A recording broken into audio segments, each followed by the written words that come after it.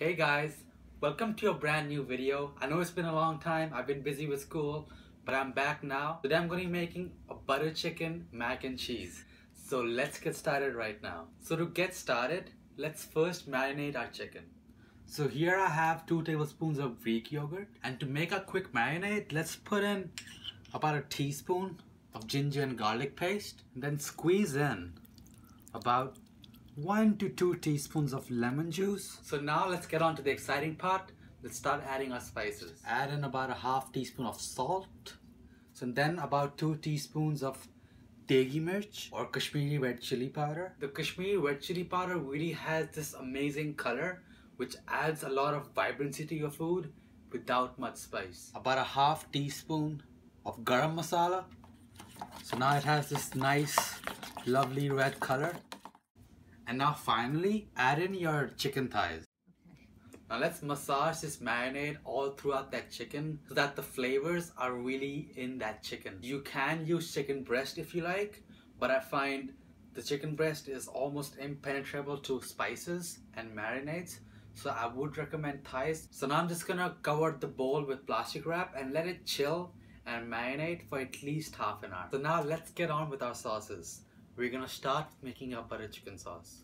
So my pan has been heating on medium heat, and add in half the butter for your butter chicken sauce. Let this melt completely, and next add in your green cardamom pods and your mace. Cook these whole spices in the butter until it's fragrant. So next add in your ginger and garlic paste and saute it until the rawness is cooked away. This is only going to take a few seconds. Now add your tomatoes in and bring this up to a simmer. So now my sauce is simmering, so add in some salt. I would say about a half a teaspoon, and then add in a good teaspoon of red chili powder. Give this a mix. So now we'll just cover this and simmer this for 5 to 10 minutes or until you see the butter being released from the sides of the tomato sauce. So now as you can see, there's some oil released on the sides of the sauce from the tomato. So now I'm going to add in some of the kasuri methi. Now these are basically fenugreek leaves which are dried. So what I basically did is ground up the dried fenugreek leaves into a powder. I find it's easier to handle, and plus it gives a really nice and smooth sauce at the end. So if you have ground up your fenugreek leaves, then add in like only a few shakes or only like a pinch of fenugreek powder. Otherwise add in about a tablespoon of dry fenugreek leaves while crushing it between your hands. And we'll let this cook for about 1 or 2 more minutes, and you'll notice as soon as you add the fenugreek, the sauce becomes really fragrant and really delicious. So next, add in the rest of your butter along with the honey. So the honey and butter is in. Give it another good mix and cook this for another minute or 2. So turn off the heat. So now we'll add the sauce into a blender or a food processor and blend it into a smooth sauce. So after pureeing the sauce, I've brought it back up to a simmer. Now all that's left to do is finishing it. So I'm going to add in some cream. Using some heavy cream. And does that look like heaven or what? Then give it a mix.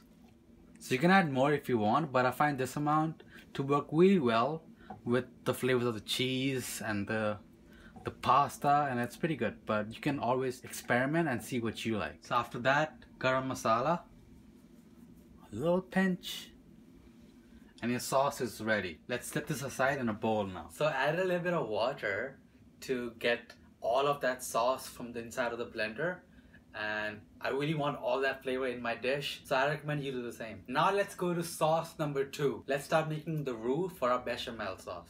So here I have some water boiling for my pasta, and I've returned the pan back on to medium heat, and let's start making our bechamel. So melt in your butter, and now you need a really handy tool. Use this whisk and you'll be sure to not have a lumpy bechamel. So remember, cold milk, no lumps.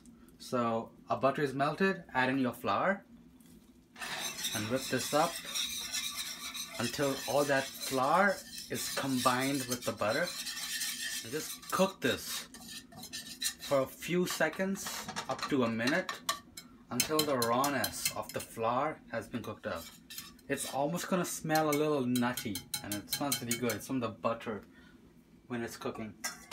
So let's add in the milk now. Add it a little bit at a time.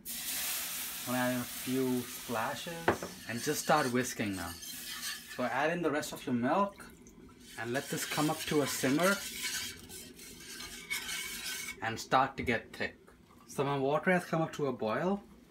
Season it with some salt and add in your macaroni. So as it starts to simmer, the sauce will become thicker and you want to make sure you keep stirring from time to time so nothing gets burnt. It's starting to get thick. I'm going to season it with some salt. Now remember there's salt in our butter chicken sauce which we'll add to our bechamel, so don't add too much right now. So as you can see, our sauce is super thick now.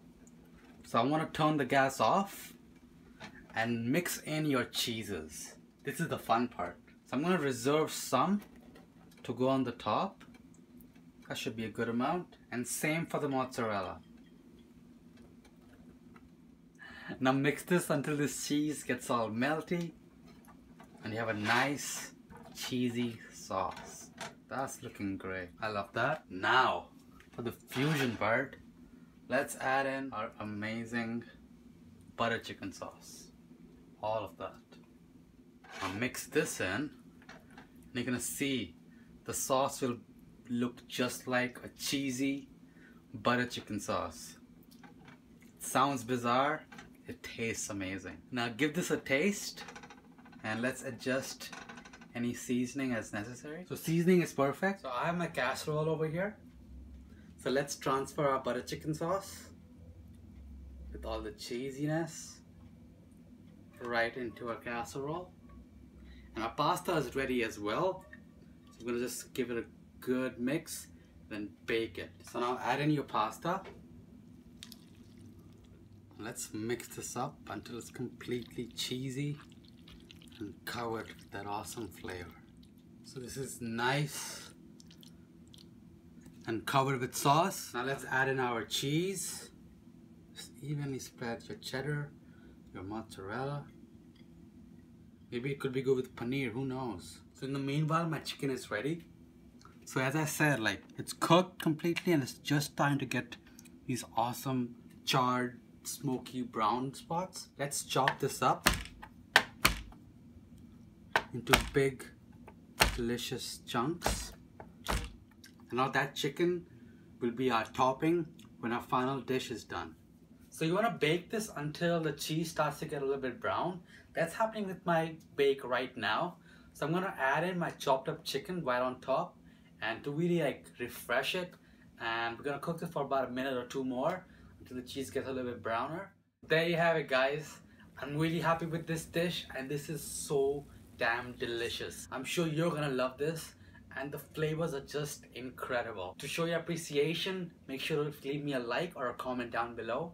And let me know if there's anything else that you would like me to film that you are craving right now. You can subscribe to my channel by clicking the link down below to see more awesome videos and recipes like this one. Until then, I'll see you guys again on the next one.